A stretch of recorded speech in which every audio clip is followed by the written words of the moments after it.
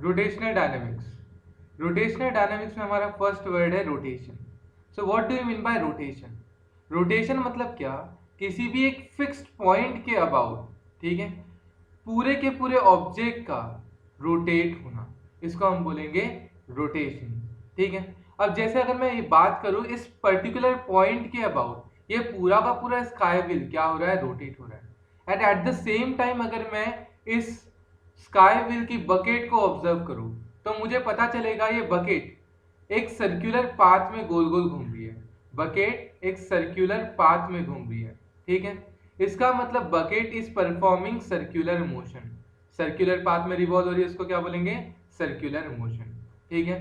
तो rotational dynamics में basically हम पढ़ेंगे दो चीज। ठीक है।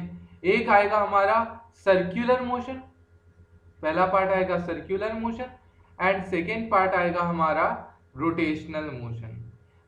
रोटेशनल मोशन, तो अगर कोई भी ऑब्जेक्ट रोटेशनल मोशन परफॉर्म करता है, ठीक है, तो एट द सेम टाइम उस ऑब्जेक्ट के जो पार्टिकल्स होंगे, that particles are performing circular motion. So हम पहले पार्टिकल्स के मैकेनिज्म को पढ़ेंगे एंड फिर पूरे के पूरे ऑब्जेक्ट के बारे में पढ़ेंगे, और इस तरीके से हम हमारे चैप्टर को स्टार्ट करेंगे rotational dynamics. So welcome all of you. I am Akash Toria, your physics mentor, help you to understand physics from basics to advanced. So let's start rotational dynamics. तो सबसे पहले हम स्टार्ट करेंगे आज का हमारा गोल क्या है। ठीक है। ये चैप्टर हम कवर कर रहे हैं महाराष्ट्र स्टेट बोर्ड का। ठीक है। महाराष्ट्र स्टेट बोर्ड का हमारा फर्स्ट चैप्टर है। ठीक है। और इसमें हम क्या देखेंगे? फर्स्ट चैप्टर में दो पार्ट में डिवाइड कर दिया हमने, सर्कुलर मोशन और रोटेशनल मोशन। तो इस पूरे के पूरे लेक्चर में हम कवर करेंगे सर्कुलर मोशन। तो सबसे पहला हमारा गोल क्या है? Introduction to circular motion. Circular motion मतलब होता क्या है? ठीक है। उसके बाद kinematics of circular motion, what are the all terms related to circular motion. जैसे मोशन में आता है हमारा डिस्प्लेसमेंट, वेलोसिटी, एक्सेलरेशन, वैसी ऐसी कौन कौन सी टर्म्स है जो हमारे सर्कुलर मोशन में आएगी। फिर हम पढ़ेंगे dynamics of circular motion. Dynamics मतलब क्या होता है? कॉज। मोशन तो हो रहा है लेकिन किस वजह से हो रहा है motion, what are the causes of that motion, वो हम कवर करेंगे। डायनामिक्स मतलब कॉजेस ऑफ सर्कुलर मोशन। फिर हम देखेंगे हमारी रेगुलर लाइफ में कहाँ कहाँ हम इस सर्कुलर मोशन को देखते हैं, what are the applications of circular motion. And finally हम लास्ट में कवर करेंगे वर्टिकल सर्कुलर मोशन। ठीक है। मतलब non uniform circular motion. So एक एक करके हम एक एक पार्ट को स्टार्ट करते हैं। Let's start with our first slide, circular motion. ठीक है। Introduction to circular motion. बेटा सर्कुलर मोशन मतलब क्या होता है? सबसे पहले सभी लोगों को मोशन मतलब पता है। मोशन मतलब क्या होता है? मोशन मतलब क्या होता है बेटा? मोशन मतलब movement of object, movement of object. ठीक है। अब जैसे अगर मैं बात करूं मोशन ऑफ ऑब्जेक्ट, अब देखो यहां पर अगर मैं इस पर्टिकुलर बच्चे की बात करूं तो आप देखोगे तो आपको पता चलेगा ये जो बच्चा है ये एक सर्कुलर पाथ में एक पॉइंट के अबाउट रिवॉल्व हो रहा है। ठीक है। कैसी पाथ में रिवॉल्व हो रहा है? ये बच्चा रिवॉल्व हो रहा है ना सर्कुलर पाथ। ठीक है। तो अगर कोई भी ऑब्जेक्ट सर्कुलर पाथ में गोल गोल घूमेगा तो उसको हम क्या बोलेंगे? The particle is performing circular motion और the object is performing circular motion. तो सर्कुलर मोशन पढ़ने के लिए हमें सबसे पहले बेसिक दो चीज पता होना चाहिए, what is rotation and what is revolution. किसी भी एक फिक्स्ड एक्सिस के अबाउट, किसी भी एक फिक्स्ड एक्सिस के अबाउट किसी भी ऑब्जेक्ट का गोल गोल घूमना, उसको हम बोलेंगे रोटेशन। एंड सेम उसी पॉइंट पे अगर किसी भी पॉइंट के अबाउट किसी भी ऑब्जेक्ट का सर्कुलर पाथ कवर्ड करना, उसको हम बोलेंगे रिवॉल्यूशन। ठीक है। अब देखो यहाँ पे अगर मैं सैटेलाइट की बात करूं, यहाँ पे हमें दिख रहा है सैटेलाइट। अब ये सैटेलाइट अर्थ के अबाउट क्या हो रहा है? ये सैटेलाइट अर्थ के अबाउट रिवॉल्व हो रहा है। ठीक है। Satellite is revolving around the earth in a circular orbit, तो उसको हम क्या बोलेंगे? The satellite is performing circular motion. Eight the same time अगर मैं इस बॉय की बात करूं, ठीक है, अब ये लड़का क्या कर रहा है? ये लड़का एक स्ट्रिंग से इसने स्टोन को क्या करके रखा है? टाई करके रखा है।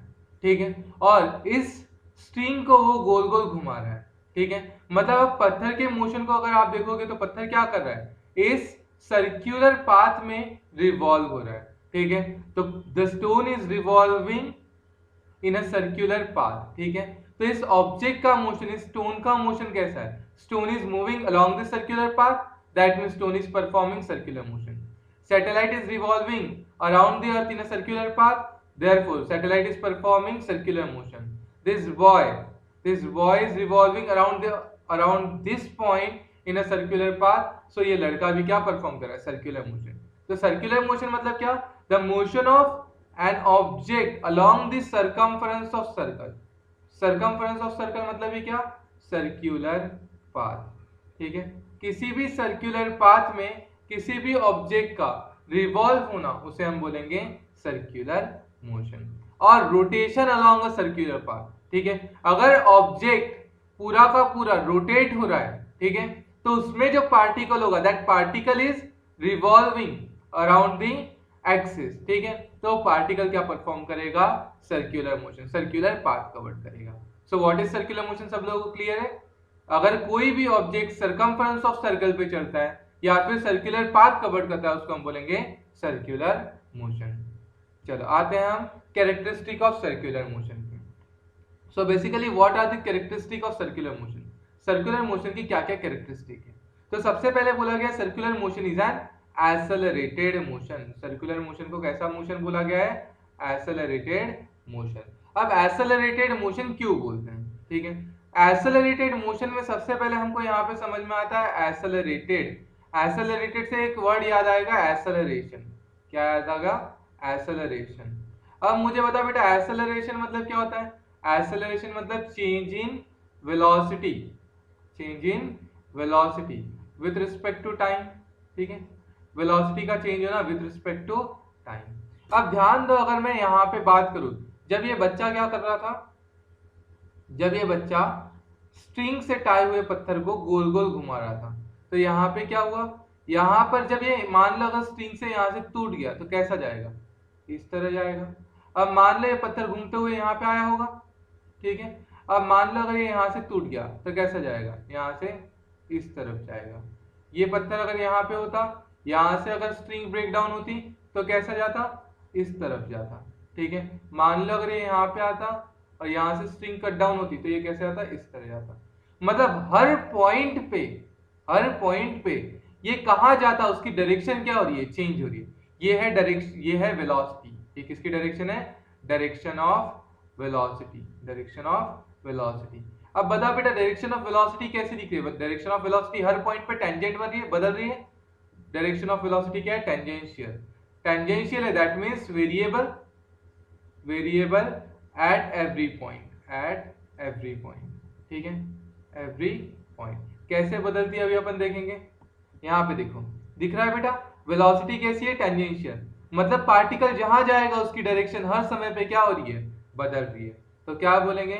In circular motion, in circular motion direction of velocity, direction of velocity of object, direction of velocity of object is tangential, is tangential. कैसी होती है बेटा?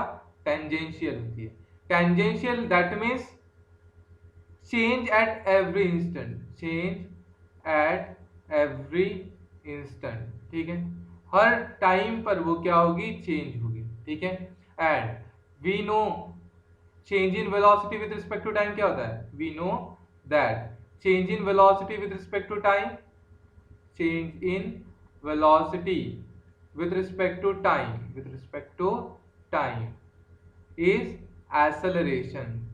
इसी को क्या बोलते हैं हम? इसी को बोलते हैं हम acceleration। therefore क्या बोलेंगे? therefore यूनिफॉर्म सर्कुलर मोशन या फिर सर्कुलर मोशन, क्या बोलेंगे?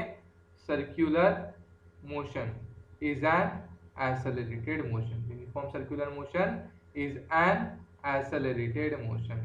जो सर्कुलर मोशन होगा वो क्या होगा? Accelerated motion. क्यों बोला एक्सेलरेटेड मोशन? सभी लोगों को क्लियर है? क्या है? जब भी कोई पार्टिकल सर्कुलर मोशन परफॉर्म करेगा तो सर्कुलर मोशन में हर पॉइंट पे डायरेक्शन ऑफ वेलोसिटी टेंजेंशियल होती है। टेंजेंशियल होती है मतलब चेंज होगी। और सभी लोग जानते हैं change in velocity with respect to time मतलब क्या होता है? एक्सेलरेशन। पार्टिकल की हर पॉइंट पे वेलोसिटी बदल रही है, इसका मतलब वेलोसिटी कैसी है, वेरिएबल, और चेंज इन वेलोसिटी को क्या बोलते हैं, acceleration. Therefore uniform circular motion is an accelerated motion. Clear है। तो कैरेक्टरिस्टिक ऑफ सर्कुलर मोशन में हमारी पहली कैरेक्टरिस्टिक सब लोगों को क्लियर होगी, ठीक है, क्या है, circular motion is an accelerated motion. अब हम सेकेंड कैरेक्टरिस्टिक पे आते हैं। What is our second characteristic? Circular motion को बोला गया है बेटा यहाँ पे पीरियोडिक मोशन। सर्कुलर मोशन को क्या बोला गया है, पीरियोडिक मोशन। अब पीरियोडिक मोशन क्या होता है ये सबको पता होना चाहिए। क्या बोलेंगे, द मोशन पीरियोडिक, पीरियोडिक मतलब पीरियड, पीरियड मतलब टाइम। तो जो एक पर्टिकुलर या फिक्स्ड इंटरवल ऑफ टाइम के बाद अपने आप को सेम पाथ पर रिपीट करेगा उसे हम बोलेंगे पीरियोडिक मोशन, ठीक है। The motion of object, the motion of object which repeat itself, which repeat itself after equal interval of time, after equal interval of time, equal interval of time along the same path, along the same path, same path पर वो अपने आप को क्या कर रहा है, repeat कर रहा है, तो उसको हम क्या बोलेंगे, उसको हम बोलेंगे पीरियोडिक मोशन।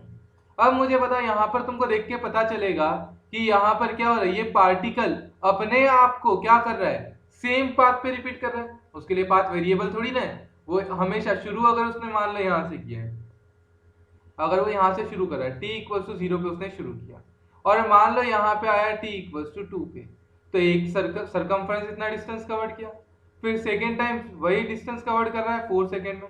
मतलब मान के चलता हूँ स्पीड क्या होगी, यहाँ पे स्पीड क्या होगी, कांस्टेंट, स्पीड कांस्टेंट है, ठीक है। अब मान लो अगर स्पीड कांस्टेंट है, ठीक है, सर्कुलर मोशन में अगर स्पीड क्या है, स्पीड कांस्टेंट है, मतलब कैसा मोशन परफॉर्म कर रहा है, यूनिफॉर्म सर्कुलर मोशन परफॉर्म कर रहा है। यूनिफॉर्म मोशन मतलब एक जैसा, सेम स्पीड वाला मोशन, ठीक है। तो क्या बोलेंगे, वो अपने आप को रिपीट कर रहा है, सेम सर्कुलर पाथ पे रिपीट कर रहा है, सेम इंटरवल ऑफ टाइम में रिपीट कर रहा है, तो क्या बोलेंगे, uniform circular motion is N periodic motion because it repeat itself after equal interval of time along the same path. Same path मतलब सर्कुलर पाथ, इसीलिए सर्कुलर मोशन को कहा जाएगा पीरियोडिक मोशन। सबको क्लियर है? दो चीज पढ़े हमने, कैरेक्टरिस्टिक ऑफ सर्कुलर मोशन में सर्कुलर मोशन को एक्सेलरेटेड मोशन कहा जाता है एंड सर्कुलर मोशन को पीरियोडिक मोशन भी कहा जाता है। एक्सेलरेटेड मोशन क्यों कहा जाता है, क्योंकि हमेशा यहाँ पर वेलोसिटी जो होगी, वेलोसिटी की डायरेक्शन वो होगी टेंजेंशियल, मतलब हर पॉइंट पे चेंज करेगी, and change in velocity with respect to time मतलब acceleration. Therefore uniform circular motion को कहा जाएगा एक्सेलरेटेड मोशन।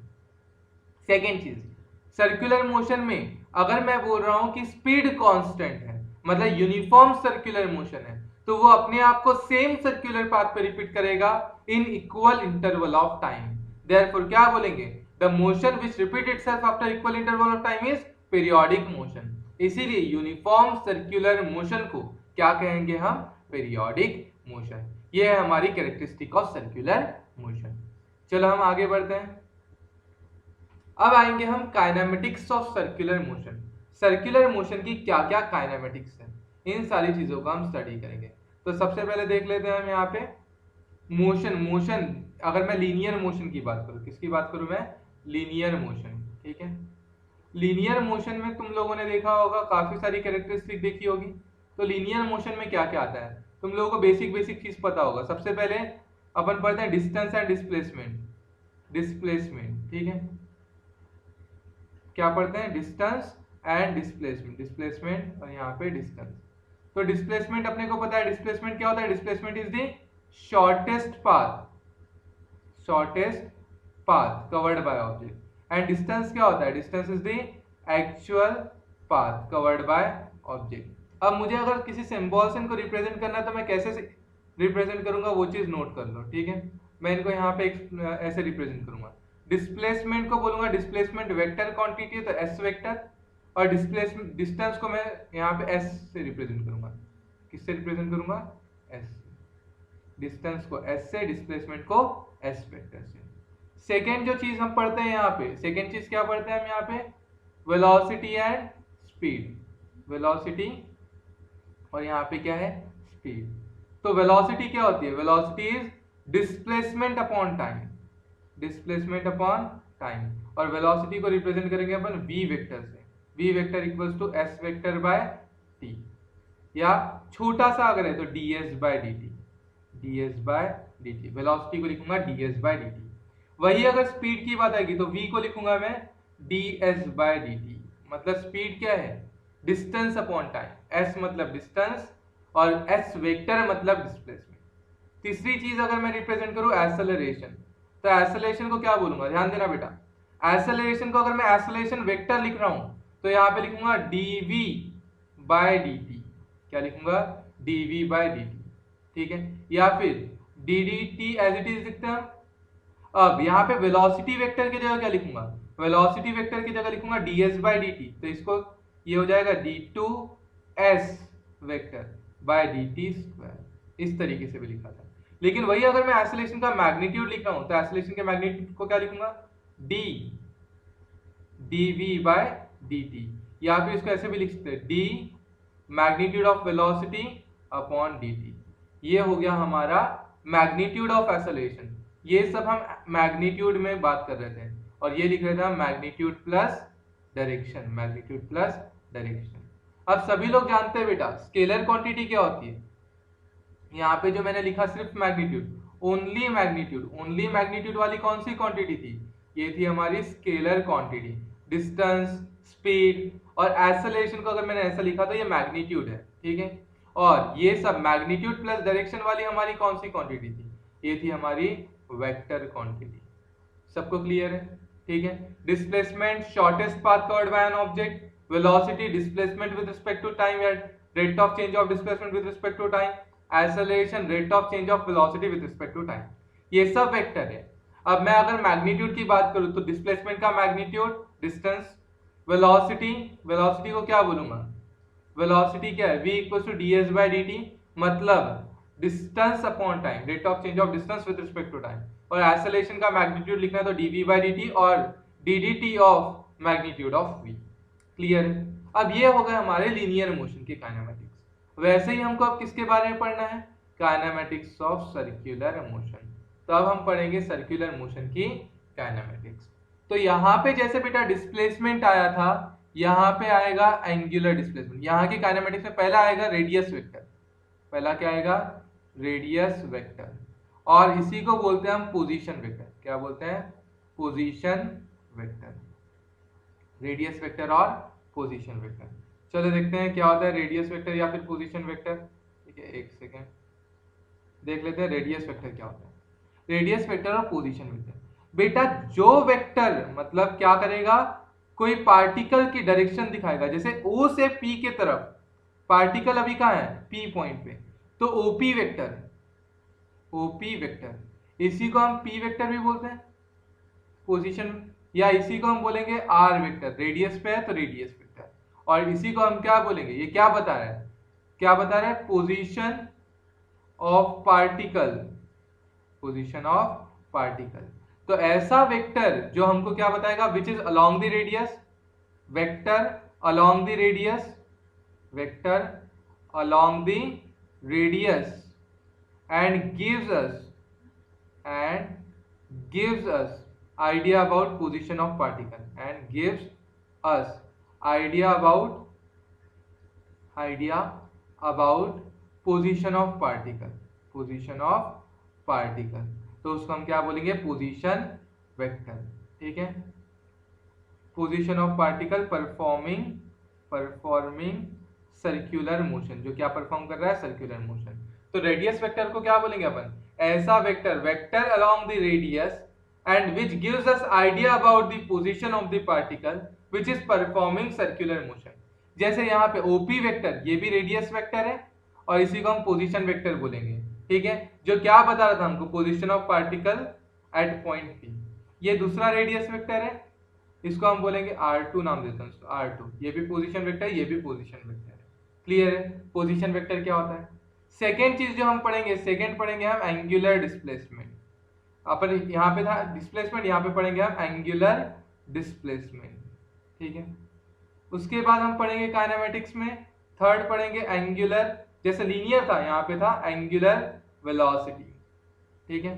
उसके बाद आएगा fourth angular acceleration, angular acceleration, और इन चीज को हम एक एक करके डिटेल में पढ़ते जाएंगे।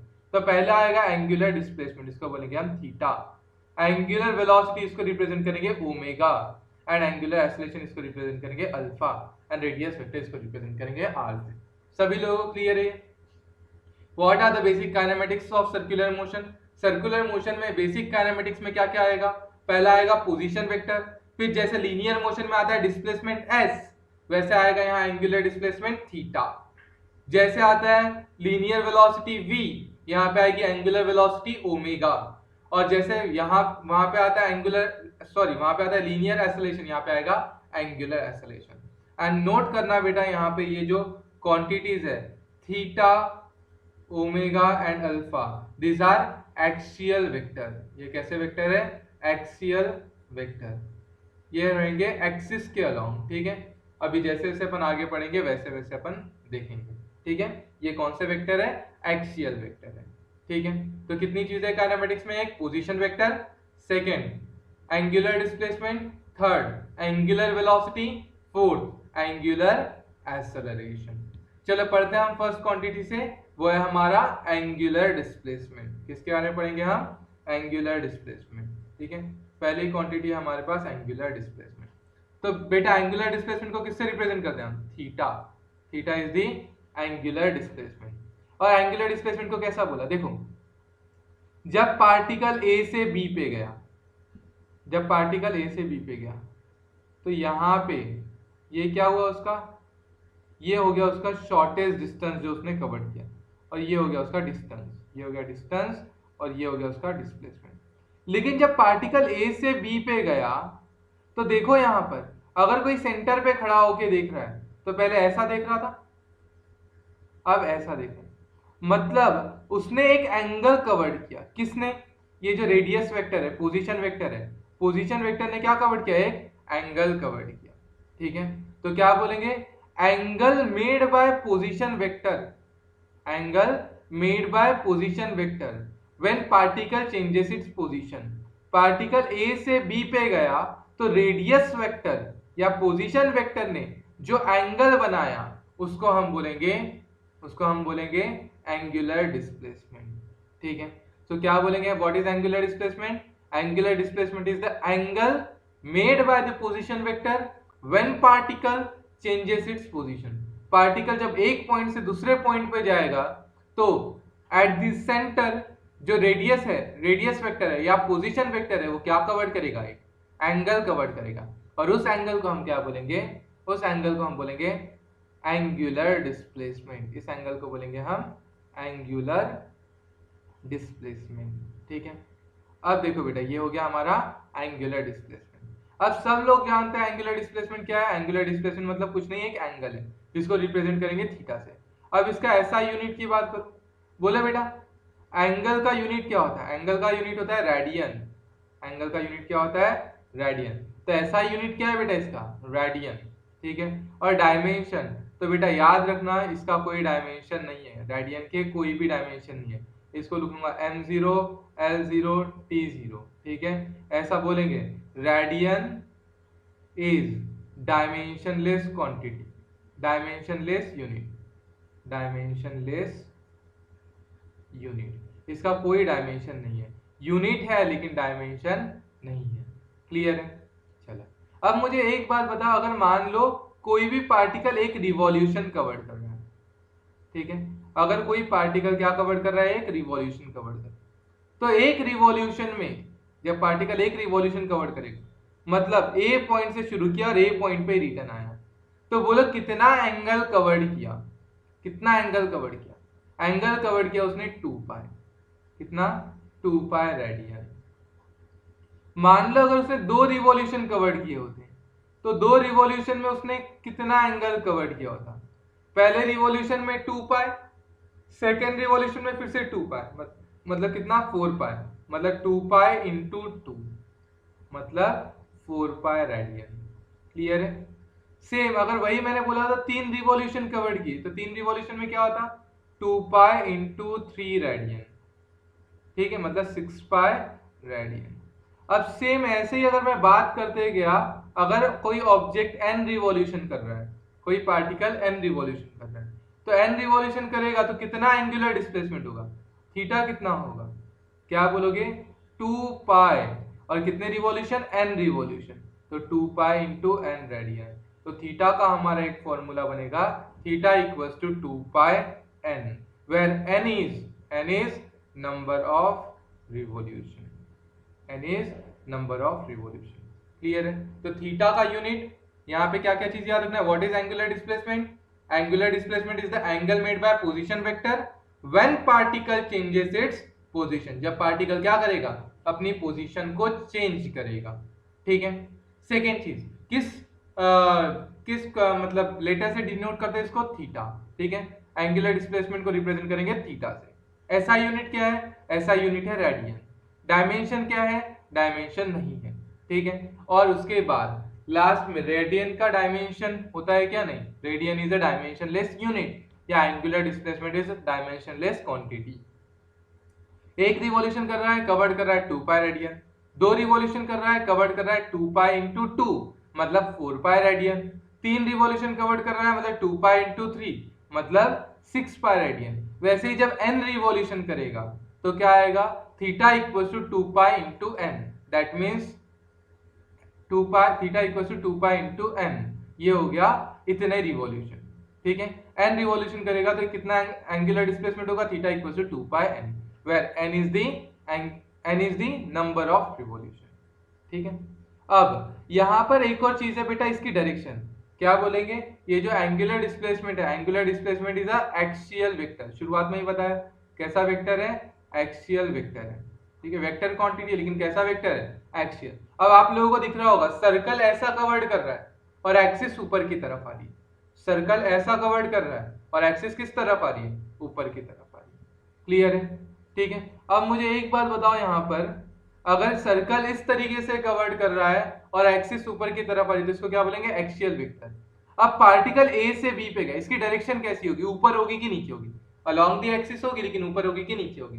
तो ये बताने के लिए, डायरेक्शन बताने के लिए, ठीक है, क्या दिया था, डायरेक्शन बताने के लिए यूज करेंगे हम राइट हैंड रूल। क्या यूज करेंगे, राइट हैंड रूल। अब क्या होता है ये राइट हैंड रूल, सभी लोग जानते हैं राइट हैंड रूल क्या होता है, curl the finger of your right hand in the direction of motion of particle, curl the finger of your right hand in the direction of motion of particle. जिस तरफ particle का क्या हो रहा है, मोशन हो रहा है, उस तरफ क्या करो, उस तरफ फिंगर्स को कर्ल करो। And stretch your thumb and stretch out your thumb, और वो जो थंब है, that thumb gives you the direction of angular displacement. वो क्या देगा, एंगुलर डिस्प्लेसमेंट की डायरेक्शन देगा। देखो बेटा, ए से बी के तरफ गया, ए से बी के तरफ गया, यहाँ पे था पार्टिकल, ऐसा रख लो, ए से बी के तरफ गया, थंब कहाँ आ रहा है, ऊपर की तरफ। थंब अगर ऊपर की तरफ आ रहा है तो एंगुलर डिस्प्लेसमेंट कहाँ है, ऊपर की डायरेक्शन में। तो ये डायरेक्शन तुमने किससे बताई, राइट हैंड थंब रूल। ठीक है, किससे बताई, राइट हैंड थंब रूल। क्या है right hand thumb rule, curled करना है finger, curled finger, curled finger कहाँ करेंगे, curled finger in the direction of motion, in the direction of motion, motion के डायरेक्शन में फिंगर को कर्ल करेंगे। ठीक है, एंड सेकेंड चीज, स्ट्रेच करेंगे थंब को, स्ट्रेच किसको करेंगे, थंब को। क्लियर है, थंब को स्ट्रेच करेंगे। ठीक है, लास्ट में यहाँ नोट करके लिखा है, नोट में क्या बोला है, angular displacement is considered to be vector quantity. Axial vector है बेटा, लेकिन रियलिटी में ये वेक्टर क्वांटिटी है क्या, एक्सियल वेक्टर है, मतलब इसकी डायरेक्शन एक्सिस के अलोंग होगी, इसलिए एक्सियल वेक्टर बोल दिया है। लेकिन रियलिटी में हर समय यहाँ पे वेक्टर लॉ फॉलो होगा क्या, ठीक है, तो उसके लिए यहाँ पे क्या बोला गया है, angular displacement is considered to be a vector quantity. क्या करेंगे, इसको वेक्टर क्वांटिटी कंसीडर करेंगे, लेकिन कब, for when the displacement is very very small. Displacement क्या होगा, वेरी वेरी स्मॉल। इस चीज का क्या मतलब है, जब हम रिलेशन पढ़ेंगे, relation between linear displacement and angular displacement, वहां कवर करेंगे। ठीक है, सबको क्लियर है यहाँ तक के, व्हाट इज एंगुलर डिस्प्लेसमेंट। यहाँ पे एक फॉर्मूला याद रखना है, theta equals to 2 pi n। अब आते हैं हम हमारे नेक्स्ट क्वांटिटी पर, दैट इज एंगुलर वेलोसिटी, जिसको रिप्रेजेंट करेंगे हम ओमेगा से। ठीक है। अब यहाँ पर इसकी डायरेक्शन, ये भी कैसा वेक्टर है, ये भी है हमारा एक्सियल वेक्टर, ये भी हमारा एक्सियल वेक्टर है, ठीक है। और यहाँ पे इसकी डायरेक्शन भी देंगे हम राइट हैंड थंब रूल से, ठीक है। चलो अब एंगुलर वेलोसिटी को डिफाइन कैसे करते हैं। जैसे अगर मैं लीनियर वेलोसिटी की बात करूं तो लीनियर वेलोसिटी क्या होता है, linear velocity is displacement upon time. Linear velocity क्या होता है, डिस्प्लेसमेंट अपॉन टाइम। वैसे ही अगर मैं एंगुलर वेलोसिटी की बात करूं तो एंगुलर वेलोसिटी को भी हम वैसे ही डिफाइन करेंगे, rate of change of angular displacement with respect to time, rate of change of angular displacement with respect to time, ठीक है। उसके बाद अगर हमने डिफाइन किया यहाँ पे इसका यूनिट, ठीक है, इसका ऐसा यूनिट क्या होगा, ठीक है। अगर मैं बात करूँ ऐसा यूनिट की तो बोले ये क्या होगा, angular displacement with respect to time, ठीक है, d theta by D T. देखो ऐसा भी बोल सकता हूँ, omega equals to average angular final angular displacement upon initial angular displacement upon initial time final time minus initial time. ये हो गया change in theta by change in t, ये है हमारा एवरेज एंगुलर वेलोसिटी। लेकिन अगर मैं इंस्टेंट की बात करूं, एक पर्टिकुलर इंस्टेंट की, तो उसको क्या बोलेंगे, D theta by D T, ठीक है। एक छोटे से इंस्टेंट पे क्या एंगुलर वेलोसिटी होगी, ये हम देंगे D theta by D T से।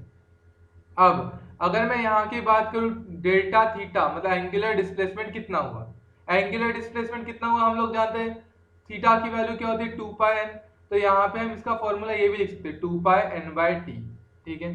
तो एंगुलर वेलोसिटी के हमारे पास कौन कौन से फॉर्मूले हैं, एंगुलर वेलोसिटी हमारे पास होता है delta theta by delta T, इसी को मैं बोल सकता हूँ 2 pi n by T, 2 pi n by t, या इसी को हम बोलते हैं D theta by D T, ये हमको पता होना चाहिए।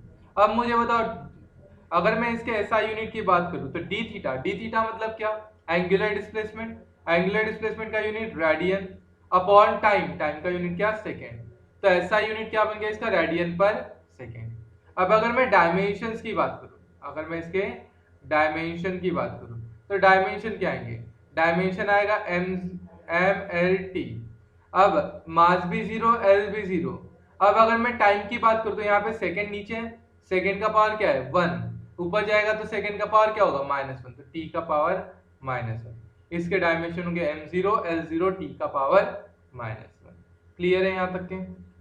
अब देखो ये एंगुलर वेलोसिटी ऊपर की तरफ दिखा रहे हैं ओमेगा, ठीक है, ये हमारा रेडियस वेक्टर है, एंड इस पर्टिकुलर पॉइंट पे रेडियस वेक्टर या पोजीशन वेक्टर, ठीक है, इस पॉइंट पे पार्टिकल है, तो इस पॉइंट पे पार्टिकल की वेलोसिटी कहाँ है, इस डायरेक्शन में, ठीक है। अब अगर हम यहाँ पे देखना चाहें, ठीक है, तो देखो ओमेगा क्रॉस आर, ओमेगा ऊपर की तरफ है, वेक्टर क्वांटिटी में अगर मैं बात करूं तो ओमेगा क्रॉस आर, ओमेगा कहाँ है ऊपर की तरफ है।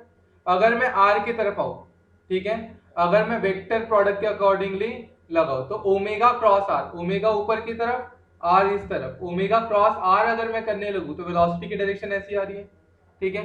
तो यहां से मैं ऐसा भी बोल सकता हूं v equals to velocity vector equals to omega cross r, velocity vector equals to omega cross are. ये हमारी direction of tangential velocity, direction of tangential velocity, ठीक है, टेंजेंशियल वेलोसिटी। इस तरीके से भी हम दिखा सकते हैं वेक्टर प्रोडक्ट के अकॉर्डिंगली कि वेलोसिटी की डायरेक्शन कहाँ आ रही है। और एंगुलर वेलोसिटी हम जानते हैं, वो हम कैसे देंगे, according to right hand thumb rule. मान लो जिस डायरेक्शन में पार्टिकल मूव कर रहा है उस डायरेक्शन में हम क्या करेंगे, कर्ल करेंगे फिंगर को, और थंब क्या बताएगा हमको, thumb gives us the direction of angular velocity. इसके बाद आएंगे हम नेक्स्ट स्लाइड पे, that is time period and frequency. तो सबसे पहली टर्म अगर मैं टाइम पीरियड की बात करूं, सभी लोग जानते हैं टाइम पीरियड मतलब टाइम, और पीरियड मतलब एक पर्टिकुलर पाथ को कवर करने के लिए लगने वाला टाइम, तो इसको बोलूंगा मैं लगने वाला समय, लगने वाला समय, ठीक है। किसके लिए लगने वाला समय, अब यहाँ पे क्या होगा, पार्टिकल सर्कुलर मोशन कर रहा है, मतलब सर्कल परफॉर्म कर रहा है, तो एक सर्कल पूरा कवर्ड करने के लिए लगने वाले टाइम को हम क्या बोलेंगे, time period. The time required to complete one revolution, एक रिवॉल्यूशन को लगने वाले टाइम को क्या बोलेंगे, time period. The time required to complete one revolution, complete one revolution, is called as time period, is known as time period. इसको क्या बोलेंगे हम? Time period. ठीक है, अब ध्यान से देखना बेटा, इसको हमने टाइम पीरियड बोल दिया। अब बोलो ओमेगा का फॉर्मूला क्या था? Omega equal to theta by t. Theta क्या होता है? Theta is 2 pi n by t. ठीक है, अब जब n की वैल्यू, नंबर ऑफ रिवॉल्यूशन क्या बनेंगे? नंबर ऑफ रिवॉल्यूशन बनेगा 1। एक रिवॉल्यूशन को लगेगा, एक रिवॉल्यूशन जब कवर्ड करेगा, तब जो टाइम लगेगा वो टाइम को मैं बोलूंगा time period, capital T. Represent करूंगा इसको कैपिटल टी से। अब देखो फॉर्मूला क्या बनेगा? Omega as it is equals to 2 pi as it is, number of revolution कितना कवर्ड किया? 1, और छोटे टी की जगह लिखूंगा कैपिटल टी। तो क्या बनाइए? Omega equals to 2 pi by t, या t इक्वल्स टू क्या बोल सकता हूँ? t equals to 2 pi by omega. t की वैल्यू लिखूंगा मैं, t equals to 2 pi by omega. ठीक है, ये हो गया टाइम पीरियड। टाइम पीरियड का ऐसा यूनिट क्या है? टाइम पीरियड का ऐसा unit of time period is second. ठीक है, एंड इसी का अगर मैं बोलूँ डायमेंशन क्या होगा? इसके डायमेंशन होंगे m0 L0 t। टाइम कितना लग रहा है? सेकेंड मतलब 1, t का पावर 1। सेम इसी तरीके से फ्रीक्वेंसी आएगा। अब यहाँ पे एक रिवॉल्यूशन को कितना समय लगा, उसको हमने क्या बोला? Time period. सेम उसी तरीके से 1 सेकेंड में या 1 मिनट में या 1 आवर में कितने रिवॉल्यूशन परफॉर्म करता है, उसको हम बोलेंगे फ्रीक्वेंसी। मतलब इन यूनिट टाइम, ठीक है, यूनिट टाइम में कितने रिवॉल्यूशन करता है उसको हम बोलेंगे फ्रीक्वेंसी। ठीक है, अगर मैं आरपीएस, इसका यूनिट होता है आरपीएस और आरपीएम, रिवॉल्यूशन पर मिनट और रिवॉल्यूशन पर सेकेंड, रिवॉल्यूशन पर सेकेंड या फिर रिवॉल्यूशन पर मिनट, और रिवॉल्यूशन पर सेकेंड को ही बोला जाता है हर्ट्ज। तो क्या बोलेंगे frequency? The number of revolution, the number of revolution perform by the particle, perform by the particle in unit time, in unit time, या फिर इन 1 सेकेंड, इसको ही बोल सकते हैं in unit time, is known as frequency. इसी को हम क्या बोलते हैं? फ्रीक्वेंसी। ठीक है, अब ध्यान देना, जैसे अगर मैंने बोला नंबर ऑफ रिवॉल्यूशन कितने कवर्ड हुए? Number of revolution n covered हुए। ठीक है, या नंबर ऑफ रिवॉल्यूशन को ही क्या बोला मैंने? नंबर ऑफ रिवॉल्यूशन को बोला frequency f, number of revolution को बोला मैंने फ्रीक्वेंसी f, और टाइम t इक्वल्स टू क्या ले लिया? 1। अब रखो क्या आएगा? Omega equals to 2 pi, n के जगह f बोल दो। कितनी फ्रीक्वेंसी है? मतलब जितने रिवॉल्यूशन हुए होंगे उतनी फ्रीक्वेंसी। कितने देर में? 1 सेकेंड में। तो ओमेगा इक्वल्स टू क्या बोलूंगा? Omega equals to 2 pi f। ठीक है, omega equals to 2 pi f। और ऐसा भी बोल सकते हैं frequency is reciprocal of time period, ऐसा ही बोला जाता है, frequency is reciprocal of time period, प्रोकल ऑफ टाइम पीरियड। ठीक है, फ्रीक्वेंसी टाइम पीरियड की क्या होती है? रेसिप्रोकल होती है। ठीक है, तो इससे ऐसा भी बोल सकते हैं फ्रीक्वेंसी इज 1 बाय टी और t is 1 by f, frequency is 1 by t और t is 1 by f।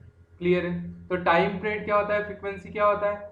Time period मतलब एक रिवॉल्यूशन को लगने वाला समय को क्या बोलेंगे हम? Time period. एंड फ्रीक्वेंसी मतलब एक पर्टिकुलर टाइम में और 1 सेकेंड में कितने रिवॉल्यूशन कवर्ड होंगे।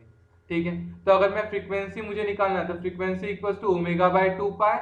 ठीक है, एंड टाइम पीरियड निकालना है तो 2 पाई बाय ओमेगा। ये दोनों एक दूसरे के कैसे होते हैं? रेसिप्रोकल होते हैं। चलो देखते हैं आगे। आगे आएगा हमारा एंगुलर एक्सेलरेशन। आगे क्या है हमारा? Angular acceleration. अब मुझे बता, लीनियर एक्सेलरेशन सब लोग जानते हैं। लीनियर एक्सेलरेशन क्या होता है? dv by dt, rate of change of velocity with respect to time. Same उसी तरीके से एंगुलर एक्सेलरेशन को रिप्रेजेंट करते हैं अल्फा से, और ये होता है rate of change of angular velocity. ठीक है, जैसे यहाँ पे वेलोसिटी थी तो लीनियर वेलोसिटी, यहाँ पे angular velocity. Rate of change of angular velocity with respect to time is known as angular acceleration. Alpha, alpha मतलब एंगुलर एक्सेलरेशन। कैसे दिखाएंगे अल्फा को? Alpha equals to rate, alpha angular acceleration is defined as rate of change of angular velocity, मतलब d omega by d. ठीक है, अब मुझे बता बेटा, ओमेगा, ओमेगा का फॉर्मूला क्या था? ओमेगा यूनिट रेडियन पर सेकेंड, और नीचे टाइम तो सेकेंड का स्क्वायर, तो रेडियन पर सेकेंड स्क्वायर। अगर मैं डायमेंशन की बात करूँ इसके, तो इसका डायमेंशन क्या होगा, ठीक है। अगर मैं डायमेंशन की बात करूँ तो क्या आएगा, एम एल टी, ठीक है। एम क्या होगा, M zero L zero, time का सेकेंड, सेकेंड का है नीचे, कितना है सेकेंड का पावर 2, ऊपर जाएगा तो -2, तो टी का पावर क्या आया, -2। तो एंगुलर एक्सेलरेशन को रिप्रेजेंट करेंगे अल्फा से। उसको कैसे डिफाइन करेंगे, rate of change of angular velocity with respect to time. Acceleration rate of change of velocity with respect to time, angular acceleration rate of change of angular velocity with respect to time, ठीक है। Unit आएगा radian पर second square, ठीक है। जैसे यहाँ पे आता है मीटर पर सेकेंड स्क्वायर, ठीक है, मीटर पर सेकेंड स्क्वायर, वैसे यहाँ पे आएगा रेडियन पर सेकेंड स्क्वायर। डायमेंशन आएगा m0 l0 t का पावर -2, ठीक है। m मतलब मास, मास का यूनिट क्या होता है, केजी, केजी दिख रहा है क्या, नहीं दिख रहा है, इसलिए यहाँ लिखा 0। l फॉर लेंथ, लेंथ का यूनिट क्या होता है, मीटर, मीटर दिख रहा है क्या, नहीं दिख रहा है, तो यहाँ पे क्या लिखा 0। t फॉर टाइम, टाइम का यूनिट क्या होता है, टाइम का यूनिट होता है सेकेंड। अब यहाँ पे सेकेंड दिख रहा था नीचे में, पावर 2, ऊपर लेके जाऊंगा तो पावर -2, इसीलिए t का पावर क्या लिखा, -2। अब ये भी कैसा वेक्टर है बेटा, ये भी है axial vector, along the axis होगा, ये भी कैसा वेक्टर है, एक्सियल वेक्टर।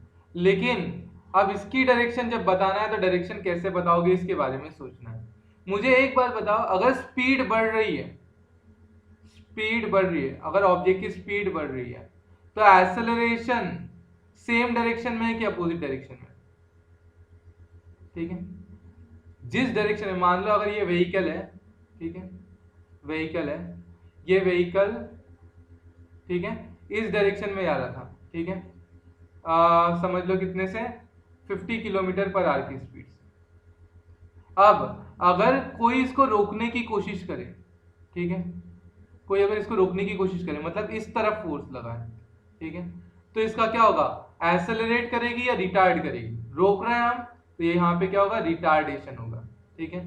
तो अगर स्पीड की डायरेक्शन में, स्पीड की डायरेक्शन में एक्सेलरेशन है, स्पीड की डायरेक्शन में कौन है, एक्सेलरेशन है, तो क्या होगा, तो स्पीड बढ़ेगी या कम होगी। अगर स्पीड बढ़ रही है तो दोनों की सेम डायरेक्शन में, स्पीड की डायरेक्शन में एक्सेलरेशन है तो स्पीड क्या होगी, बढ़ेगी। और स्पीड के अपोजिट डायरेक्शन में एक्सेलरेशन है, स्पीड के अपोजिट डायरेक्शन में एक्सेलरेशन है, डायरेक्शन में एक्सेलरेशन है, तो क्या बोलेंगे, स्पीड क्या होगी, रिड्यूस होगी, ठीक है। अब मुझे बताओ, यहाँ पर दिख रहा है हमको, क्या बोला मैंने, यहाँ पे ओमेगा ऊपर की तरफ है, अल्फा भी ऊपर की तरफ, मतलब जिस डायरेक्शन में एंगुलर वेलोसिटी उसी डायरेक्शन में एंगुलर एक्सेलरेशन। तो मुझे बताओ स्पीड बढ़ रही है कि कम हो रही है, स्पीड क्या हो रही है, बढ़ रही है, ठीक है। अगर सेम डायरेक्शन में, एक्सेलरेशन को सेम डायरेक्शन में लगाया, किस स्पीड में, in the direction of angular velocity, angular acceleration भी सेम डायरेक्शन में हो, तो स्पीड क्या होगी, बढ़ेगी, ठीक है, ये स्पीडली घूमेगा। और अगर ओमेगा बढ़ेगा, ठीक है, ओमेगा क्या होगा, बढ़ेगा, फास्ट घूमेगा। लेकिन अगर स्पीड के अपोजिट डायरेक्शन में एक्सेलरेशन हो गया, स्पीड के अपोजिट डायरेक्शन में एक्सेलरेशन हो गया, तो क्या होगा, वहां पे स्पीड डिक्रीज होगी, ठीक है। मतलब एक्सेलरेशन और स्पीड सेम डायरेक्शन में तो स्पीड बढ़ेगी, स्पीड और एक्सेलरेशन अपोजिट डायरेक्शन में तो स्पीड डिक्रीज होगी। क्लियर है, पक्का। तो इस तरीके से हम एक्सेलरेशन की डायरेक्शन डिफाइन करते हैं, ठीक है। जैसे अगर मैंने बोला शुरुआत में अगर मैं फैन को ऑन करता हूं, तो शुरुआत में फैन की स्पीड धीरे धीरे धीरे धीरे क्या होती है, बढ़ती है, ठीक है। जब स्पीड बढ़ रही है तो क्या बोलेंगे, जिस डायरेक्शन में वेलोसिटी है उसी डायरेक्शन में एंगुलर एक्सेलरेशन है। और बंद करने पे गया, अगर मैं बंद कर रहा हूं तो क्या होगा, धीरे धीरे स्पीड कम होगी। अगर स्पीड कम हो रही है इसका मतलब जिस डायरेक्शन में एंगुलर वेलोसिटी थी उसके अपोजिट डायरेक्शन में क्या आएगा, एंगुलर एक्सेलरेशन। क्लियर है, चलो आगे बढ़ते हैं। अब relation between linear displacement and angular displacement, इनके रिलेशन के बारे में हम बात करेंगे, ठीक है। पहले हमने अभी तक जो जो पढ़ा उसको एक बार देख लेते हैं। तीनों काइनेमेटिक्स, पोजीशन वेक्टर सब लोग जानते हैं, ठीक है। पोजीशन वेक्टर के बाद सबसे पहले आया theta, angular displacement. Angular displacement क्या होता है, थीटा की वैल्यू 2πn, ठीक है। सेकेंड पढ़ा हमने omega, omega is D theta by D T, या इसी को हम बोलते हैं 2πn/t, 2πn/t। फिर यहाँ से हमने दो चीज डिफाइन की, अगर n की वैल्यू 1 रख दूं तो t की वैल्यू क्या हो जाएगी, कैपिटल T, उसी को बोलूंगा टाइम पीरियड, तो ओमेगा इक्वल्स टू 2π/T, ठीक है। अगर मैं n की वैल्यू क्या रख दूं, n की वैल्यू अगर मैंने रख दिया f, ठीक है, अगर टाइम मैंने 1 सेकेंड कंसीडर किया तो जितने भी रिवॉल्यूशन हो रहे उसको मैंने f बोल दिया तो उसी को बोलूंगा फ्रीक्वेंसी। तो ओमेगा इक्वल टू क्या हो गया 2 पाई f, ये दो बन गए फॉर्मूले। और तीसरा हमने जो पढ़ा एसेलरेशन, एसेलरेशन क्या होता है, एसेलेशन अल्फा, ठीक है, एंगुलर एसेलेशन अल्फा। तो अल्फा इक्वल टू हमने क्या पढ़ा, alpha is D omega by d, ठीक है, या omega final minus omega initial by time, omega final minus omega initial by time, ठीक है। अब हम पढ़ रहे हैं इन्हीं की रिलेशनशिप। चलो आगे बढ़ते हैं, relationship between linear displacement and angular displacement, ठीक है। अब मान लो यहाँ पे ओमेगा और यहाँ पे थीटा एक ही डायरेक्शन में मान लेते हैं, और अगर स्पीड बढ़ रही होगी तो अल्फा भी इसी डायरेक्शन में, स्पीड कम हो रही होगी तो अल्फा अपोजिट डायरेक्शन में। अब देखते हैं यहाँ पे, अगर मैंने बोला पार्टिकल यहाँ पे था पॉइंट ए पे, पार्टिकल कहाँ था, पॉइंट ए पे, और पार्टिकल पॉइंट ए से पहुंचा पॉइंट बी पे, पॉइंट ए से कहाँ पहुंचा, पॉइंट बी। पार्टिकल जब ए से बी पे गया तो एंटी क्लॉकवाइज डायरेक्शन में क्या किया उसने, मोशन किया, ठीक है। तो ये जो डायरेक्शन है, ये जो पाथ कवर की, ये क्या हो गई इसकी एक्चुअल पाथ, क्या हो गई, एक्चुअल पाथ। और एक्चुअल पाथ को ही हम क्या बोलते हैं, एक्चुअल पाथ को हम बोलते हैं डिस्टेंस, ठीक है। लेकिन अगर मैं यहाँ से यहाँ की बात करूँ, ये क्या बनी इसकी शॉर्टेस्ट पाथ, ये क्या बनी इसकी शॉर्टेस्ट पाथ, इसको बोलेंगे हम डिस्प्लेसमेंट, इसको क्या बोलेंगे हम, डिस्प्लेसमेंट। ये है शॉर्टेस्ट पाथ। देखो ए से बी पे गए, ऐसे गए तो ये बन गई एक्चुअल पाथ। ए से बी पे जाने का सबसे छोटा रास्ता शॉर्टेस्ट पाथ, शॉर्टेस्ट पाथ, ये बना हमारा डिस्प्लेसमेंट वेक्टर एस।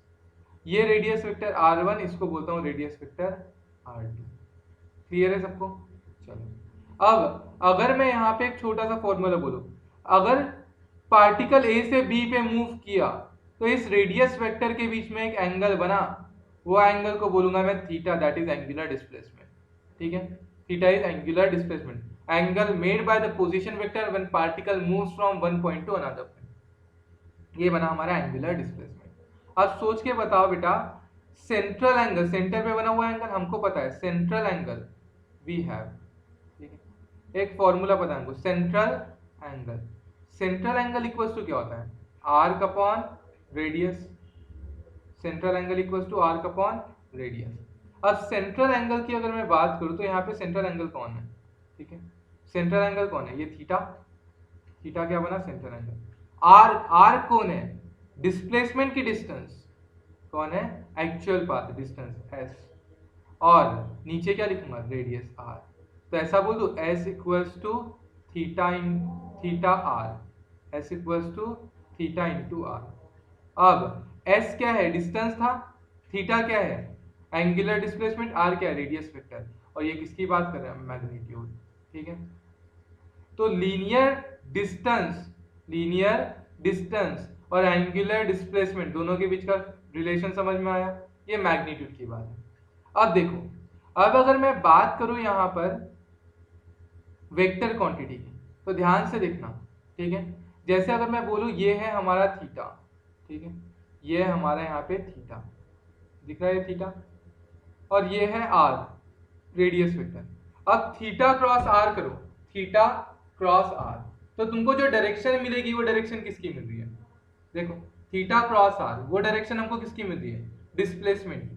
लेकिन हमेशा नहीं मिलेगी। देखो अगर मैंने बोला यहाँ पर, जैसे अगर मैंने बोला पार्टिकल यहाँ पे था और यहाँ से यहाँ पे चला, तो ये देखो इसने जितना डिस्टेंस कवर किया, ये है हमारा डिस्टेंस, और यहाँ पे ही आया हमारा डिस्प्लेसमेंट, ये क्या है हमारा डिस्प्लेसमेंट। सो अगर distance s and s vector, distance और डिस्प्लेसमेंट, ठीक है, are nearly equal, are nearly equal, ठीक है, मतलब क्या बोलेंगे, if displacement is very very small, is very very small, ठीक है। अगर डिस्प्लेसमेंट बहुत छोटा हो गया, तो ध्यान दो बेटा, अगर डिस्प्लेसमेंट बहुत छोटा हो गया तो ऐसा बोल दो ये है हमारा डिस्प्लेसमेंट, ठीक है, ये डिस्प्लेसमेंट है। पार्टिकल अगर मान लो ये ए है और ये बी है, यहां से यहां पे है, तो ये है हमारा डिस्प्लेसमेंट वेक्टर एस, ये है हमारी रेडियस वेक्टर, ये क्या है हमारी रेडियस वेक्टर आर, और इस तरीके से जो ऊपर जा रहा था वो क्या था हमारा, वो था हमारा एंगुलर डिस्प्लेसमेंट थीटा। अब थीटा क्रॉस आर करूंगा, थीटा क्रॉस आर, तो एस की डायरेक्शन देगा क्या, थीटा क्रॉस आर अगर करूँ तो एस की डायरेक्शन देगा क्या, तो हाँ एस की डायरेक्शन मिलेगी। तो अगर s is very very small, displacement is very very small, तो क्या बोल सकता हूँ, displacement is equal to theta cross are. ठीक है, यहाँ पे ये क्रॉस प्रोडक्ट में लिख सकता हूँ मैं, कब, अगर डिस्प्लेसमेंट बहुत छोटा हो। और इसको क्या कंसीडर करूंगा, इसको कंसीडर करूंगा वेक्टर क्वांटिटी, वेक्टर क्वांटिटी। कब वेक्टर क्वांटिटी कंसीडर किया, if displacement is very very small. तो मैग्नीट्यूड में लिखूंगा s equals to theta into R, and vector में लिखूंगा s equals to theta cross R. Displacement को क्या लिखूंगा, रिलेशन क्या है, s equals to theta into R, ये किसमें है, मैग्नीट्यूड में, and s vector equals to theta cross are, ये किसमें है, ये है डायरेक्शन के साथ। लेकिन ये not valid everywhere, not valid everywhere, हर जगह वैलिड है क्या, नहीं। ये कब वैलिड है, only when the displacement is very very small, ये तभी वैलिड है जब डिस्प्लेसमेंट क्या होगा, बहुत बहुत छोटा होगा। तो relation between linear displacement and angular displacement clear है। क्या बोला मैंने, central angle equals to arc by radius, central angle equals to arc by radius, तो theta equals to S by R. ठीक है, थीटा इक्वल्स टू यहाँ का displacement distance S upon radius R. ठीक है, तो S equals to theta into R, ये बना मैग्नीट्यूड। अगर वही मैंने बोला डिस्प्लेसमेंट बहुत छोटा होता, डिस्टेंस के रिस्पेक्ट में होता, अगर मैंने बोला दोनों बहुत छोटे होते, तो हम यहाँ पे क्रॉस प्रोडक्ट वैलिड हो जाता, थीटा क्रॉस आर एस की डायरेक्शन दे पाता, और थीटा क्रॉस आर अगर एस की डायरेक्शन दे पाता तो ही मैं S vector equal to theta cross R लिख सकता हूं। तो ये क्या बनेगी, वेक्टर क्वांटिटी, लेकिन सिर्फ कब बनेगी, when displacement is very very small. देखो यहाँ पे जब नोट के लिए मैंने बोला था, तो नोट के लिए क्या लिखाया था, नोट के लिए लिखाया था angular displacement, angular displacement is considered to be a vector quantity when displacement is very very small. और ये क्या देगा, S vector equals to theta cross R, S vector equals to theta cross are, ये ऐसी direction देगा। Clear है सबको, चलो अब बढ़ते हैं हम आगे। अब देखते हैं relation between linear velocity and angular velocity. Linear velocity क्या होती है, velocity equals to distance by time, या speed equals to distance by time, ऐसा लिख दो। मैग्नीट्यूड की अगर बात करूँ तो v इक्वल्स टू क्या लिखूंगा, v equals to ds by dt। ठीक है, एंड ds की वैल्यू हम लोग जानते हैं क्या आया था, s equals to theta into R, s equals to theta into are. अब यहाँ पे r क्या है, r है कांस्टेंट, r को निकाला बाहर, क्या बचा d थीटा बाय dt। अब rate of change of angular displacement with respect to time क्या होता है, rate of change of angular displacement with respect to time is angular velocity omega. तो v equals to r into omega, तो इसको अच्छे लिख दो, v equals to omega into R, v equals to omega into R. लेकिन हम लोग जानते हैं वेक्टर के अकॉर्डिंगली ये किसमें, मैग्नीट्यूड में, मैग्नीट्यूड में, मतलब ये किसकी वैल्यू है, ये स्पीड है, ये वेलोसिटी नहीं है, ये कौन है, स्पीड है। तो speed equals to omega into R, magnitude की बात करते हैं। लेकिन वही अगर डायरेक्शन की बात करें तो डायरेक्शन टेंजेंशियल होती है, हर पॉइंट पे बदलेगी।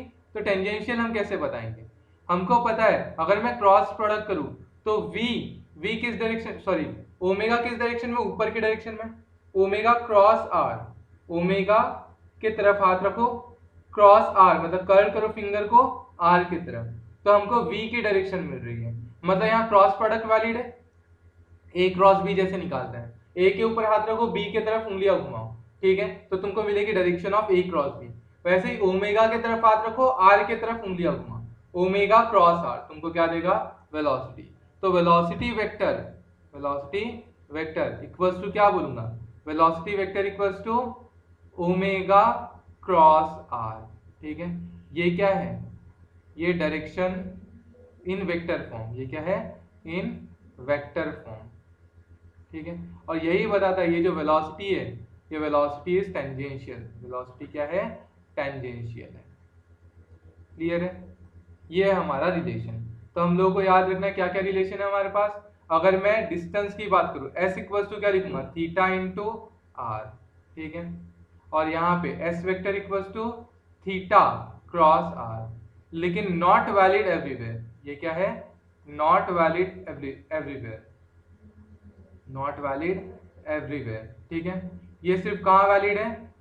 If only valid if S is very very small. जो डिस्प्लेसमेंट है ये क्या है? Very very small. अगर ये बहुत छोटा होगा तभी जाके ये क्या है? वैलिड है। उसके बाद लेकिन ये v इक्वल्स टू क्या होगा? ओमेगा इंटू आर, ये है स्पीड। ठीक है, और v वेक्टर इक्वल्स टू क्या होगा? ओमेगा क्रॉस आर, ये हर जगह वैलिड होगा। ठीक है, ये क्या बोलेंगे? Valid everywhere, valid everywhere. ठीक है, और ये कैसे हाथ चलाया तुम लोगों को आता है? चलो अब देखते हैं बेटा, बढ़ते हैं आगे। चलो बेटा, अब हम देखेंगे relation between linear acceleration and angular acceleration. Relation चलो बेटा, अब हम स्टार्ट करते हैं relation between linear acceleration and angular acceleration. Linear acceleration होता है ए वेक्टर, एंगुलर एक्सेलरेशन होता है अल्फा। ठीक है, हम इन दोनों के बीच में क्या देखेंगे? रिलेशन, इन दोनों का क्या रिलेशन है। अब हमको पता है हमारे पास क्या है? एक्सेलरेशन मतलब क्या होता है? dv by dt, rate of change of velocity with respect to time. ठीक है, अब वेलोसिटी वेक्टर क्या होता है? हम लोगों को पता है वेलोसिटी वेक्टर क्या होता है, अभी हमने देखा था। Velocity vector equals to omega cross are. ठीक है, और ये हर जगह वैलिड होता है, इसलिए मैं क्या लिखूंगा?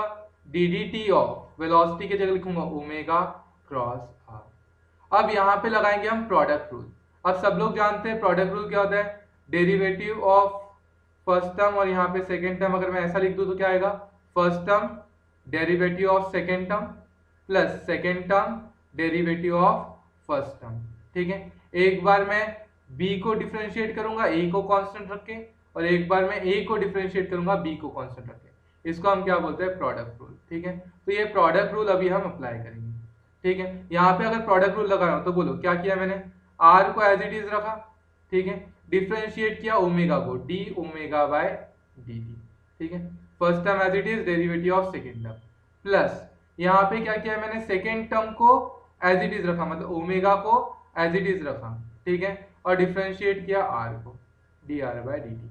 यहाँ पे लगाया product rule, first term derivative of second term plus second term derivative of first term. अब D omega by D T मतलब rate of change of angular velocity with respect to time.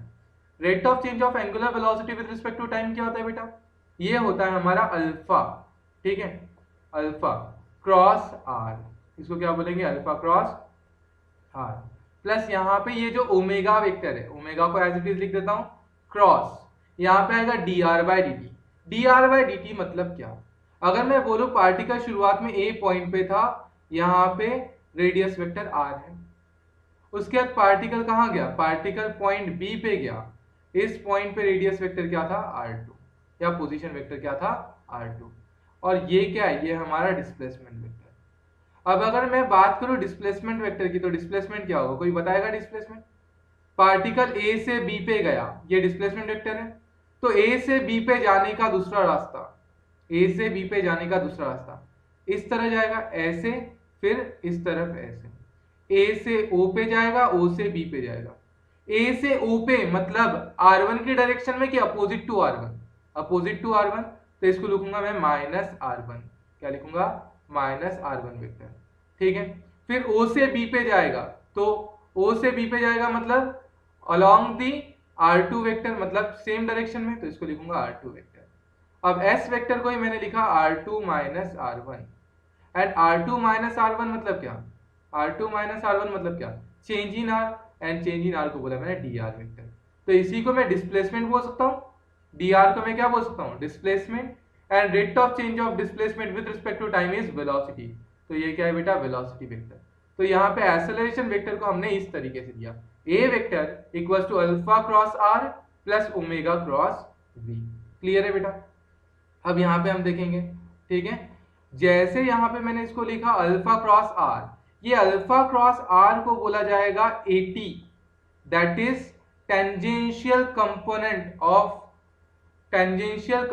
Of acceleration, और omega cross v को बोला जाएगा an, या फिर ar, या फिर ac।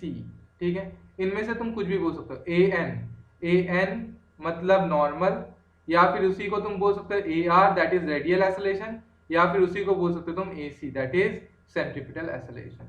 तो हम ऐसा बोल सकते हैं दैट नेट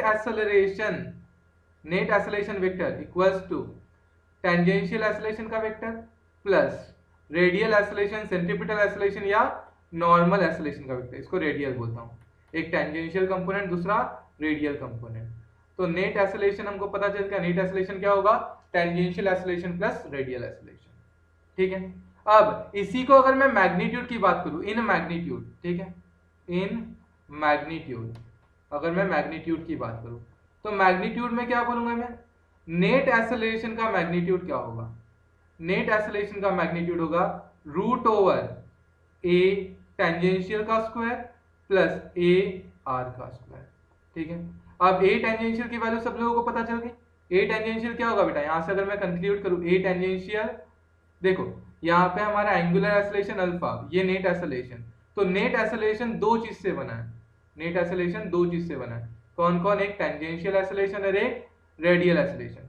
तो टेंजेंशियल पार्ट कौन सा था, tangential part is alpha cross R, क्या होगा, अल्फा क्रॉस आर, और वही रेडियल एक्सेलरेशन क्या होगा, रेडियल एक्सेलरेशन होगा ओमेगा क्रॉस वी, क्या होगा, ओमेगा क्रॉस वी। ठीक है, अब इन्हीं लोगों को अगर तुम यहाँ पे रख दो तो तुम्हारा फाइनल आंसर आ जाएगा। ए टी की जगह क्या रखेंगे हम, अल्फा आर इसका होल स्क्वायर प्लस रेडियल की जगह रखूंगा ओमेगा इंटू वी का होल स्क्वायर एंड सॉल्व कर लेंगे हम नेट एक्सेलरेशन। क्लियर है, चलो इसी चीज को थोड़ा और अच्छे देखते हैं फिर से। देखो क्या बोला था मैंने यहाँ पे, सबसे पहले अगर मैं बात कर रहा था नेट एक्सेलरेशन की, ठीक है, नेट एक्सेलरेशन किससे बनता है, एक बनता है tangential acceleration plus radial acceleration. ठीक है, और इसी को अगर मैं इन मैग्नीट्यूड की बात करूं, किसमें बात किया, इन मैग्नीट्यूड। ठीक है, तो मैग्नीट्यूड की अगर मैंने बात किया तो मैग्नीट्यूड में क्या बोलोगे तुम लोग, A net equals to root over A tangential का whole square plus A radial का होल स्क्वायर। अब सब लोग जानते हैं ए टेंजेंशियल क्या होता है, ए टेंजेंशियल होता है हमारा अल्फा क्रॉस आर, टेंजेंशियल क्या है, अल्फा क्रॉस आर। ठीक है, और ए रेडियल क्या है, ए रेडियल है हमारा ओमेगा क्रॉस वी।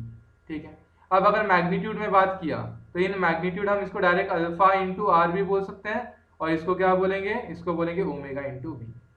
अब देखो बेटा, अगर इसको दो और टर्म में बोला जाता है, रेडियल एक्सेलरेशन को और दो टर्म में लिखा जाता है। अगर मान लो मैं ओमेगा को लिख रहा हूं v बाय आर, या v को लिख रहा हूं r इंटू ओमेगा, v को r इंटू ओमेगा लिख सकता हूं, v को क्या लिख सकता हूं, r इंटू ओमेगा। अब v को r इंटू ओमेगा लिखा तो क्या आएगा, ओमेगा, v को लिखा r इंटू ओमेगा तो क्या आएगा, r इंटू ओमेगा। तो इसको मैं डायरेक्टली ऐसा बोल सकता हूँ r ओमेगा स्क्वायर, क्या बोलूंगा, r ओमेगा स्क्वायर। और दूसरी टर्म में अगर मैं ओमेगा की जगह v बाय आर रखूं तो क्या आएगा, ओमेगा की जगह रखा v by R into V, तो ये बनेगा v स्क्वायर बाय आर। तो रेडियल एक्सेलरेशन हमारे पास कितने हैं, रेडियल एक्सेलरेशन तीन तरीके के, कैसे कैसे लिखेंगे, v इंटू ओमेगा, या v स्क्वायर बाय आर, या फिर r इंटू ओमेगा स्क्वायर। ये हो गया हमारा रेडियल एक्सेलरेशन। क्लियर है बेटा। अब देखो यहाँ पे हमारे पास जो दो एक्सेलरेशन आए, तो दो एक्सेलरेशन का काम क्या था, वास्तविकता में अगर देखा जाए तो ये जो दो एक्सेलरेशन आए, इन दोनों एक्सेलरेशन का काम क्या था।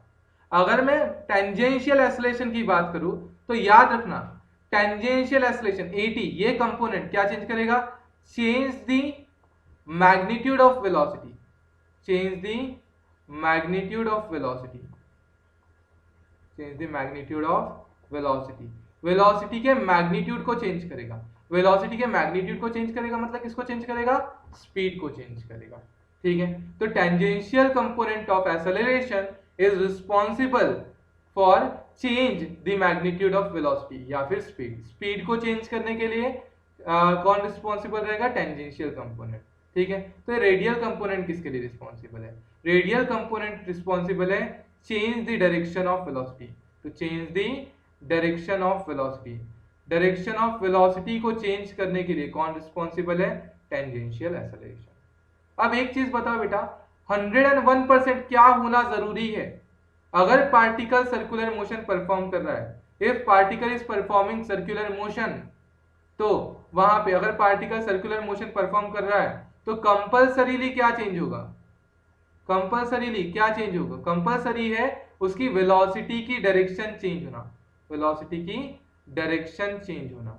मतलब सर्कुलर मोशन के लिए जो एक्सेलरेशन रिस्पॉन्सिबल है वो क्या है, radial acceleration, A R. A R is responsible factor, A R is responsible factor for circular motion. Circular motion के लिए one of the important factor कौन है, one of the important factor radial acceleration. ठीक है, ये radial acceleration की वजह से ही क्या होगा, सर्कुलर मोशन होगा। अगर रेडियल एक्सेलरेशन होगा, रेडियल एक्सेलरेशन एसी है तब तो ही सर्कुलर मोशन पॉसिबल है, तो ही सर्कुलर मोशन पॉसिबल है, अदरवाइज नहीं है, पॉसिबल है अदरवाइज नहीं होगा, अदरवाइज सर्कुलर मोशन पॉसिबल नहीं है, सर्कुलर मोशन पॉसिबल नहीं है। जैसे हम लोगों के लिए सांस लेना जरूरी है, ठीक है, जिंदा रहने के लिए जैसे सांस लेना जरूरी है, सेम उसी तरीके से सर्कुलर मोशन परफॉर्म करने के लिए रेडियल एक्सेलरेशन का होना जरूरी है। क्लियर है? अब देखेंगे जो टेंजेंशियल एक्सेलरेशन था, टेंजेंशियल कंपोनेंट क्या कर रहा था, change the direction, change the magnitude of velocity, मतलब स्पीड को चेंज कर रहा था। अब अगर ये स्पीड को चेंज, अगर स्पीड को चेंज करना जरूरी नहीं है, ऐसा तो बोला नहीं है कि स्पीड चेंज होगी, तो देखो यहाँ पे टेंजेंशियल एक्सेलरेशन जीरो हो भी सकता है। ये देखो रेडियल एक्सेलरेशन तो होगा ही होगा, क्योंकि रेडियल एक्सेलरेशन नहीं तो सर्कुलर मोशन ही नहीं होगा, लेकिन टेंजेंशियल एक्सेलरेशन हो भी सकता है और टेंजेंशियल एक्सेलरेशन जीरो भी हो सकता है या जीरो नहीं भी हो सकता है। अगर मान लो टेंजेंशियल एक्सेलरेशन जीरो है, मान लो टेंजेंशियल एक्सेलरेशन जीरो है, तो क्या बोलूंगा, टेंजेंशियल एक्सेलरेशन क्या करेगा, टेंजेंशियल एक्सेलरेशन जीरो है मतलब स्पीड क्या है, स्पीड कांस्टेंट है। ठीक है, स्पीड चेंज नहीं हो रही है।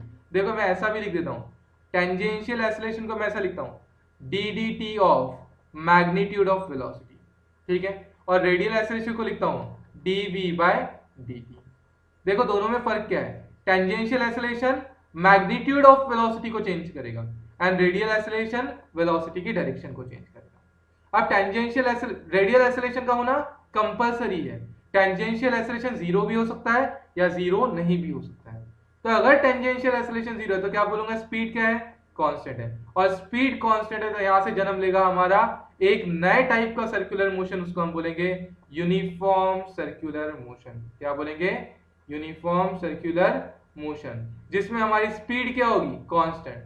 The motion of the particle along the circular path, मतलब circular motion with constant speed, speed constant है तब क्या होगा, उसको मैं बोलूंगा यूसीएम, यूनिफॉर्म सर्कुलर मोशन। ठीक है, और ये तभी पॉसिबल है जब टेंजेंशियल एक्सेलरेशन क्या होगा, जीरो। अब हो सकता है टेंजेंशियल एक्सेलरेशन जीरो ना हो, टेंजेंशियल एक्सेलरेशन जीरो ना हो सकता है एक्सेलरेशन बढ़ रहा हो या एक्सेलरेशन कम हो रहा हो। ठीक है, एक्सेलरेशन बढ़ रहा हो या एक्सेलरेशन कम हो रहा है। एक्सेलरेशन जीरो नहीं है इसका मतलब, या तो सॉरी एक्सेलरेशन जीरो नहीं है इसका क्या मतलब है, एक्सेलरेशन जीरो ना होने का मतलब है या तो स्पीड, मैग्नीट्यूड ऑफ स्पीड बढ़ रही होगी या स्पीड कम होगी। ठीक है, स्पीड बढ़ेगी मतलब इंक्रीजिंग की decreasing, increasing non uniform circular motion, increasing non uniform circular motion. अब बताओ बेटा स्पीड बढ़ रही है तो एक्सेलरेशन किस डायरेक्शन में होगा, एक्सेलरेशन होगा वेलोसिटी के डायरेक्शन में। तो क्या बोलेंगे यहाँ पे, tangential acceleration is along the direction of velocity, along the direction of velocity. अगर स्पीड बढ़ रही है, मान लो स्पीड बढ़ रही है, तो स्पीड बढ़ेगी कब, जब मैं उसी डायरेक्शन में एक्सेलरेट करूं। ठीक है, तो जब मैं उसी डायरेक्शन में एक्सेलरेट करूंगा तो स्पीड बढ़ेगी। ठीक है, मतलब एक्सेलरेशन वेलोसिटी के डायरेक्शन, वेलोसिटी के अलोंग होगा और स्पीड क्या होगी, बढ़ेगी। लेकिन अगर मान लो स्पीड कम हो रही है, मतलब स्पीड कैसी है, डिक्रीजिंग है, स्पीड कैसी है, डिक्रीजिंग है, decreasing non uniform circular motion है। ठीक है, decreasing non uniform circular motion है, तो क्या बोलूंगा बेटा मैं, यहाँ पे स्पीड कम हो रही है मतलब वेलोसिटी के अपोजिट डायरेक्शन में, वेलोसिटी के अपोजिट डायरेक्शन में कौन है, एक्सेलरेशन है। कौन सा एक्सेलरेशन, जो स्पीड को चेंज करने के लिए रिस्पॉन्सिबल है। क्लियर है, पक्का। तो हमारे टाइप ऑफ एक्सेलरेशन कितने हो गए, दो तरीके के एक्सेलरेशन हो गए। ठीक है, एक रेडियल और एक टेंजेंशियल। सर्कुलर मोशन हो रहा है तो रेडियल का होना जरूरी है। ठीक है, लेकिन टेंजेंशियल हो भी सकता है, नहीं भी हो सकता है। अगर टेंजेंशियल जीरो है मतलब टेंजेंशियल एक्सेलरेशन जीरो है, मतलब स्पीड चेंज नहीं हो रही है, मतलब स्पीड क्या है, कांस्टेंट। इससे हमारा एक सर्कुलर मोशन है, यूनिफॉर्म सर्कुलर मोशन। और मान लो अगर एक्सेलरेशन हो रहा है, एक्सेलरेशन जीरो नहीं है, इसका मतलब क्या बोलेंगे, इसका मतलब स्पीड वैरी कर रही है। एंड अगर स्पीड वैरी कर रही है, स्पीड अगर वैरी कर रही है तो मैं क्या बोलूंगा, यहाँ पे स्पीड बढ़ भी सकती है, कम भी हो सकती है। स्पीड वैरी कर रही है मतलब यूनिफॉर्म नहीं है, नॉन यूनिफॉर्म सर्कुलर मोशन है। तो नॉन यूनिफॉर्म में दो तरीके क्या जाएंगे, एक इंक्रीजिंग स्पीड वाला नॉन यूनिफॉर्म सर्कुलर मोशन, एक डिक्रीजिंग स्पीड वाला नॉन यूनिफॉर्म सर्कुलर मोशन। अगर स्पीड बढ़ रही है, इसका मतलब क्या बोलूंगा, acceleration is along the direction of velocity. और स्पीड कम हो रही है मतलब क्या बोलेंगे, acceleration is opposite to the direction of velocity. यहां तक के सबको क्लियर है बेटा, पक्का? चलो आगे बढ़ते हैं। अब इसी चीज को हम समझेंगे यहाँ पर, ठीक है, एक छोटी सी चीज से हम समझेंगे। लेकिन उसके पहले तुम लोगों को एक छोटी सी चीज बता दूं मैं, जो है हमारे components of vector, components of vector, ठीक है। वेक्टर के कंपोनेंट्स तुमको थोड़ा थोड़ा समझ में आना चाहिए, ठीक है। जैसे अगर मैंने बोला यहाँ पे एक वेक्टर है ए, यहाँ पे एक वेक्टर है बी, दोनों का रिजल्टेंट ऐसे आएगा बेटा, दोनों का रिजल्टेंट ऐसे आएगा, ए और बी का रिजल्टेंट यहाँ आएगा, ठीक है। अब वैसे ही अगर मैंने बोला यहाँ पे रेडियल एक्सेलरेशन है, ऐसे टेंजेंशियल एक्सेलरेशन है, तो नेट एक्सेलरेशन ऐसा आएगा, ये क्या होगा, नेट एक्सेलरेशन, ठीक है। और नेट एक्सेलरेशन हमेशा कैसे निकालेंगे, net acceleration is root over A R square plus A T square. और अगर मान लो यहाँ पे एंगल है, यहाँ पे एंगल है अल्फा, ठीक है, तो तुमको अल्फा निकालना है, तो अल्फा कैसे निकालोगे, ऐसा लिखोगे, alpha equals to tan inverse of, बोले बेटा किसके अपोजिट है ये, AT अपोजिट में, तो AT अपॉन AR, इस तरीके से निकालोगे इसका डायरेक्शन। अब वो चीज छोड़ो, अभी अपन क्या देखेंगे, यहाँ पे तीन चीज मैं बताऊंगा, वो चीज ध्यान रखना है, ठीक है। पहला, नेट तुमको कैसे निकालना है वो समझ में आया। अगर एक्सेलरेशन ऐसा है, एक एक्सेलरेशन ऐसा है, ठीक है, एक रेडियल एक्सेलरेशन ऐसा है और टेंजेंशियल एक्सेलरेशन नहीं है, तो पूरा का पूरा नेट उसी के अलोंग होगा। अगर एक कंपोनेंट ऐसा है, दूसरा कंपोनेंट ऐसा है, तो यहाँ पे आएगा, ठीक है, ए नेट यहाँ पे आएगा, ए आर, और ए टी ऐसा है तो नेट यहाँ पे आएगा। एक यहाँ पे ए आर है और यहाँ पे क्या है, ऐसा गया ए टी, तो इन दोनों के बीच में कंपोनेंट आएगा, ठीक है। तो रिजल्टेंट ऐसे ही निकालते हैं, ठीक है। चलो अब देखते हैं जो हमने पढ़ा था वो। अगर मान लो व्हीकल यहाँ पे, व्हीकल इस पॉइंट पे, तो इस पॉइंट पे अगर व्हीकल है तो वो मान लो एक सर्कुलर, एक कर्व पाथ पे चल रही है, तो ये उसका कर्व पाथ है, ठीक है। अब ए पॉइंट पे है, ठीक है, व्हीकल मान लो ए पॉइंट पे, तो यहाँ पे वेलोसिटी कैसी होगी, इस डायरेक्शन में वेलोसिटी होगी, वेलोसिटी इस डायरेक्शन में होगी। बोलो कौन सा ऐसा एक्सेलरेशन है जो सर्कुलर मोशन परफॉर्म करने के लिए जरूरी है, वो एक्सेलरेशन है हमारा रेडियल एक्सेलरेशन। तो रेडियल एक्सेलरेशन तो होगा ही होगा, रेडियल एक्सेलरेशन होगा ही होगा। अब देखो तीन केस लूंगा मैं, एक यूनिफॉर्म सर्कुलर मोशन का। बोलो यूनिफॉर्म सर्कुलर मोशन में टेंजेंशियल एक्सेलरेशन क्या होता है, जीरो, मतलब टेंजेंट के अलोंग कोई एक्सेलरेशन नहीं है। तो नेट एक्सेलरेशन किसके अलोंग है, नेट एक्सेलरेशन है अलोंग द रेडियल कंपोनेंट। तो यूनिफॉर्म सर्कुलर मोशन में क्या बोलेंगे, A R, A net equals to A R. जो रेडियल एक्सेलरेशन होगा वही टेंजेंशियल एक्सेलरेशन होगा, एंड दोनों के बीच में एंगल क्या होगा, दोनों के बीच में एंगल होगा 0 डिग्री। रेडियल एक्सेलरेशन और नेट एक्सेलरेशन के बीच में एंगल होगा 0 डिग्री, ठीक है। चलो अब सेकेंड केस में कंसीडर करता हूँ, व्हीकल यहाँ पर है, ठीक है, मान लो व्हीकल कहाँ है, इस पॉइंट पे। सेकेंड केस लेता हूँ मैं नॉन यूनिफॉर्म सर्कुलर मोशन का, नॉन यूसीएम का, ठीक है, नॉन यूनिफॉर्म सर्कुलर मोशन का, ठीक है। अब जब व्हीकल यहाँ पर है तो यहाँ पे भी क्या परफॉर्म कर रही है, कर्व पाथ पे चल रही है, सर्कुलर मोशन परफॉर्म कर रही है। सर्कुलर मोशन परफॉर्म कर रही है तो सेंटर की तरफ एक फोर्स लगेगा, कौन सा फोर्स लगेगा, सेंटर की तरफ एक एक्सेलरेशन होगा, कौन सा एक्सेलरेशन होगा, सेंटर की तरफ होगा रेडियल एक्सेलरेशन ए आर, कौन सा एक्सेलरेशन, रेडियल एक्सेलरेशन। अब व्हीकल की स्पीड इस डायरेक्शन में, ये टेंजेंशियल इस तरीके से वेलोसिटी है। अब नॉन यूनिफॉर्म सर्कुलर मोशन है तो यहाँ पे टेंजेंशियल एक्सेलरेशन 0 नहीं होगा, कुछ ना कुछ होगा। अगर मैं नॉन यूनिफॉर्म सर्कुलर मोशन में इंक्रीजिंग स्पीड की बात करूं, किसकी बात करूं, इंक्रीजिंग स्पीड। अगर बताओ बेटा मैंने बात किया इंक्रीजिंग स्पीड की, ठीक है, तो क्या बोलेंगे, tangential acceleration tangential acceleration and speed या velocity, tangential acceleration and velocity are parallel to each other, are parallel to each other, मतलब सेम डायरेक्शन में होंगे, ईच अदर, ठीक है, मतलब सेम डायरेक्शन में, सेम डायरेक्शन में, क्लियर है। अब देखो यहाँ पे ये दोनों के दोनों कैसे डायरेक्शन में, सेम डायरेक्शन में। बना लेता हूँ मैं यहाँ पे, जैसे यहाँ पे बनाया मैंने टेंजेंशियल एक्सेलरेशन, ये है हमारा टेंजेंशियल एक्सेलरेशन, दोनों सेम डायरेक्शन में, टेंजेंशियल एक्सेलरेशन और वेलोसिटी सेम डायरेक्शन में।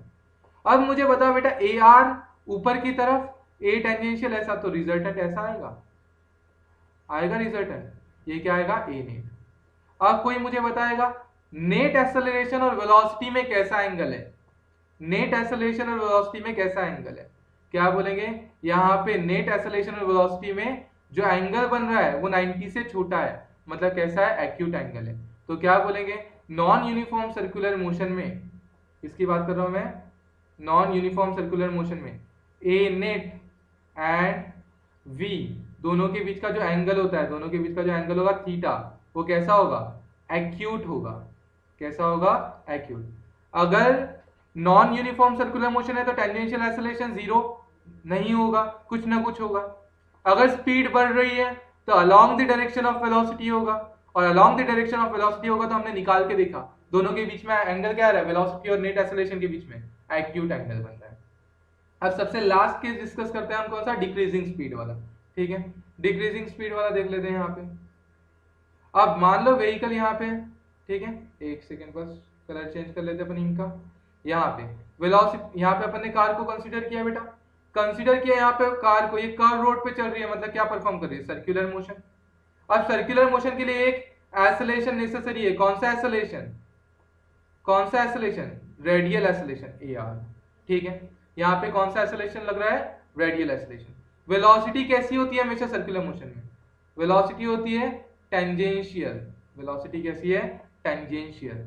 अब यहाँ पे अगर हम सिंपल सी बात है, अगर हम थोड़ा सोचे, ठीक है, मैंने क्या बोला, ये कैसा मोशन है, non uniform circular motion, non uniform circular motion है तो टेंजेंशियल एक्सेलरेशन जीरो नहीं होगा, कुछ ना कुछ होगा।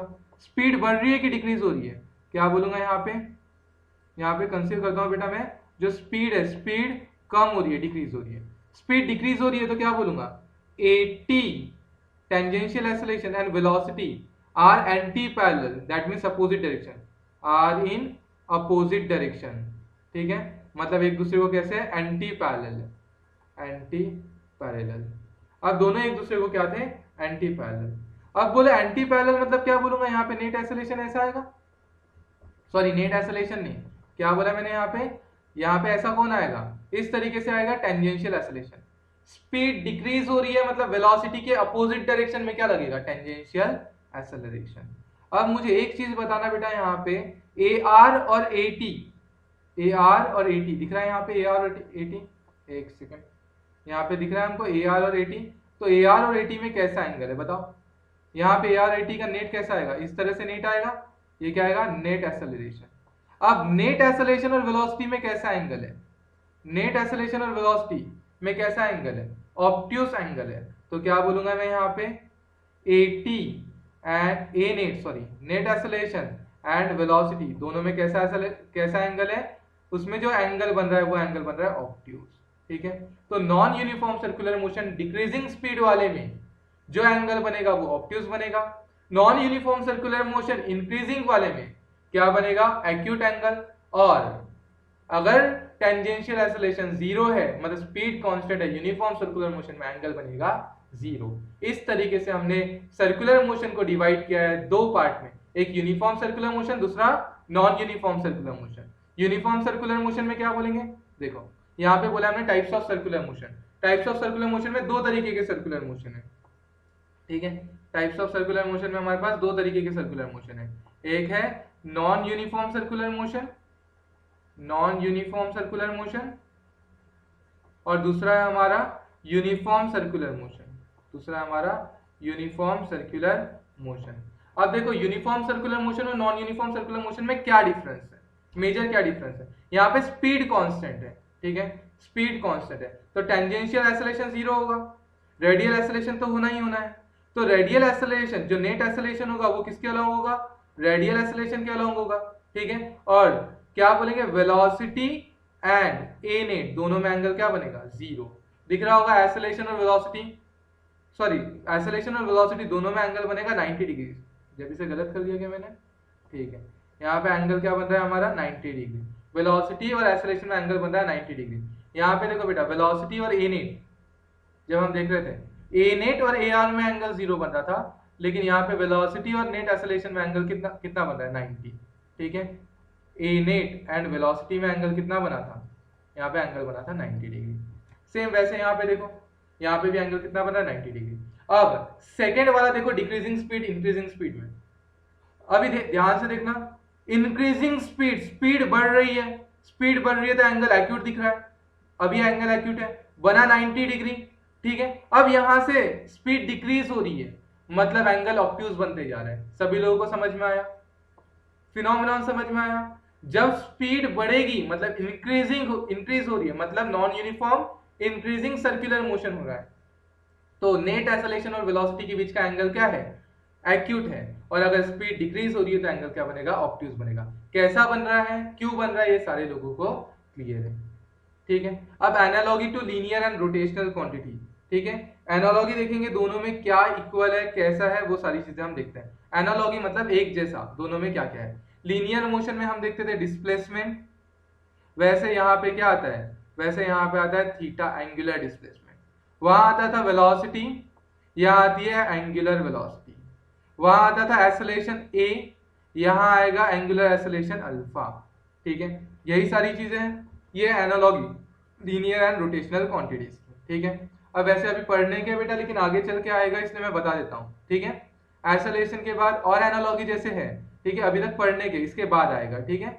तो वो होगा मास, जैसे हम यहाँ पे लेते हैं मास, यहाँ पे क्या आएगा, यहाँ पे आएगा मोमेंट ऑफ इनर्शिया, इसको बोलेंगे मोमेंट ऑफ इनर्शिया, इसी चैप्टर में पढ़ने वाले हैं। उसके बाद जैसे यहाँ पे आता है फोर्स एफ, यहाँ पे आएगा बेटा टॉर्क, यहाँ पे क्या आएगा टॉर्क, ये इनकी एनालॉगी है, ठीक है। उसके बाद जैसे लीनियर में क्या आता है, लीनियर में आता है linear momentum, momentum mass into velocity. Force आता है मास इनटू एक्सेलरेशन, ठीक है। यहाँ पे वेलोसिटी होती है D S by D T, acceleration होता है D V by D T, ठीक है। सेम वैसे ही यहाँ पे ओमेगा क्या होता है, D omega by D T, sorry D theta by D T, D theta by D T. Alpha क्या होगा, D omega by D T. Mass की जगह आएगा moment of inertia I, force की जगह आया मास इनटू एक्सेलरेशन, वैसे torque बताओ, मास की जगह आया आई, एक्सेलरेशन की जगह आया अल्फा, आई into alpha. Linear momentum P, mass into velocity, यहाँ पे आएगा एंगुलर मोमेंटम एल, एल क्या लिखूंगा, मास की जगह लिखूंगा आई, मास है मास, मास की जगह क्या लिखते हैं अपन आई, वेलोसिटी वी की जगह क्या लिखते हैं ओमेगा, तो आई इनटू ओमेगा। ऐसी एनालॉगी चलती है, ठीक है। तो रोटेशनल शुरुआत की अभी हमने 3 पढ़ी है, ये 3 बहुत अच्छे से याद रखना है तुमको, ठीक है। यहाँ पे ये जो 3 है, ये तीनों के तीनों तुमको बहुत अच्छे से याद रखना है, ठीक है, मेमोराइज करके रखना है, ठीक है। बाकी सारी चीजें याद हो तो ठीक है, नहीं तो जैसे जैसे पढ़ेंगे वो आते जाएगा। ये analogy to linear and rotational quantity. अब आएंगे हमारे काइनेमेटिक्स इक्वेशन, जो हमने बचपन से पढ़ते आ रहे हैं, ठीक है। सबसे पहला इक्वेशन हमने पढ़ा था, काइनेमेटिक इक्वेशन हमने पढ़ा था, याद है काइनेमेटिक इक्वेशन क्या था, पहला क्या था बेटा, v equals to u plus A T, v equals to u plus A T. ये final velocity, initial velocity a क्या था, a था यूनिफॉर्म एक्सेलरेशन, यूनिफॉर्म एक्सेलरेशन। याद रखना बेटा, kinematics equations are only valid for uniform acceleration. किसके लिए valid है, यूनिफॉर्म एक्सेलरेशन, ठीक है। तो v equals to u plus A T, पहला इक्वेशन याद रखना। सेकेंड काइनेमेटिक इक्वेशन क्या था, s equals to U T plus half of A T square, displacement in time t, ठीक है। तीसरा था हमारा v square minus U square equals to twice of A S, ठीक है, v square minus U square equals to twice of A S. And fourth था हमारा S N, displacement in nth second equals to u plus half of 2n minus 1 into A, ठीक है। ये देखो दोनों s में क्या डिफरेंस है, बहुत सारे लोगों को पता नहीं रहता है s में क्या डिफरेंस है। ये क्या है बेटा, ये है displacement of particle, displacement of particle, of particle in time T, in time T, time T में डिस्प्लेसमेंट। और ये क्या है, displacement of particle in nth second, displacement of particle in nth second, nth second में क्या displacement होगा। ठीक है, अब ध्यान से देखो, मुझे एक बात बताओ, displacement of particle in nth second की बात कर रहा हूं मैं। ठीक है, देखो जैसे अगर मैंने बोला 10 सेकेंड में कितना डिस्प्लेसमेंट हुआ, तो वो निकालूंगा जब time t equal to 10 second का displacement, t equal to 10 second, मतलब 10 सेकेंड का डिस्प्लेसमेंट निकालना है तो सेकेंड इक्वेशन यूज करूंगा। एंड 10th सेकेंड में सिर्फ पर्टिकुलर 10वें सेकेंड में कितना डिस्प्लेसमेंट हुआ ये निकालना है। डिस्प्लेसमेंट इन 10th सेकेंड, क्या बोला मैंने, डिस्प्लेसमेंट इन 10th सेकेंड, 10वें सेकेंड में सिर्फ पर्टिकुलर 1 सेकेंड है, लेकिन 10वां वाला 10th वाला वो 1 सेकेंड है, तो 10th वाले 1 सेकेंड में कितना डिस्प्लेसमेंट हुआ निकालना, तो क्या यूज करूंगा, S N equal to U plus half of 2n minus 1 into A. इस तरीके से हमारे काइनेमेटिक इक्वेशन है। सभी लोग जानते हैं v क्या है, फाइनल वेलोसिटी, वेलोसिटी। u क्या था बेटा, u था initial velocity, initial velocity. s क्या था हमारा, डिस्प्लेसमेंट, डिस्प्लेसमेंट। t था हमारा टाइम। एंड सबसे इंपॉर्टेंट चीज जो a था, a क्या था, a is uniform acceleration, a क्या था हमारा, यूनिफॉर्म एक्सेलरेशन। अब सेकेंड चीज अगर मैं बात करूं रोटेशनल में क्या आएगा, तो वेलोसिटी की जगह आता है ओमेगा, सब लोग जानते हैं। ठीक है, वेलोसिटी की जगह क्या आता है, वेलोसिटी की जगह आता है ओमेगा। तो रोटेशनल के लिए पहला क्या बनेगा, omega final equals to omega initial plus acceleration की जगह alpha into time T. Second equation displacement की जगह theta equals to initial angular velocity into time plus half of acceleration की जगह अल्फा इंटू टी स्क्वायर। तीसरा equation क्या बनेगा, v final मतलब omega final square minus omega initial square equals to twice of a into S के जगह theta. And fourth क्या आएगा, theta and displacement in n second equals to initial velocity, initial angular velocity plus half of 2n minus 1 into alpha. ये होगा हमारे kinematic equation, किस चीज के लिए, एंगुलर चीजें निकालने के लिए। सभी लोगों को यहां तक के क्लियर है बेटा। और अगर वेरिएबल चीज आ गई, ठीक है, अब नॉन यूनिफॉर्म सर्कुलर मोशन है, मतलब वेरिएबल है, काफी सारी चीजें वेरिएबल है, तो वेरिएबल के लिए कैसे निकालना हमको पता है। अगर मैं एक्सेलरेशन की बात करूं तो एक्सेलरेशन क्या होता है, dv/dt। ठीक है, अगर मैं अल्फा की बात करूं तो बोलो, जैसे लीनियर में हम लिखते हैं, देखो वेलोसिटी को क्या लिखते हैं, velocity vector equals to ds/dt। ठीक है, एक्सेलरेशन को क्या लिखा जाता है, एक्सेलरेशन को लिखा जाता है dv/dt, या फिर एक्सेलरेशन को क्या लिखते हैं d2s/dt स्क्वायर, या फिर अगर मैं ऊपर नीचे ds को एडजस्ट कर दिया, ठीक है, dv/dt था, और अगर मैंने यहाँ पे ऊपर नीचे ds को एडजस्ट किया तो dv/dt क्या बनता है, वेलोसिटी, सॉरी ये dv का v एज इट इज, ये ds/dt क्या बनता है, वेलोसिटी। एक सेकेंड, ठीक है, आप लोगों को फिर से मैं एक बार अच्छे से बता देता हूँ ये। ठीक है, जैसे अगर मैं एक्सेलरेशन की बात करूँ, ठीक है, एक्सेलरेशन क्या होता है, एक्सेलरेशन होता है dv/dt।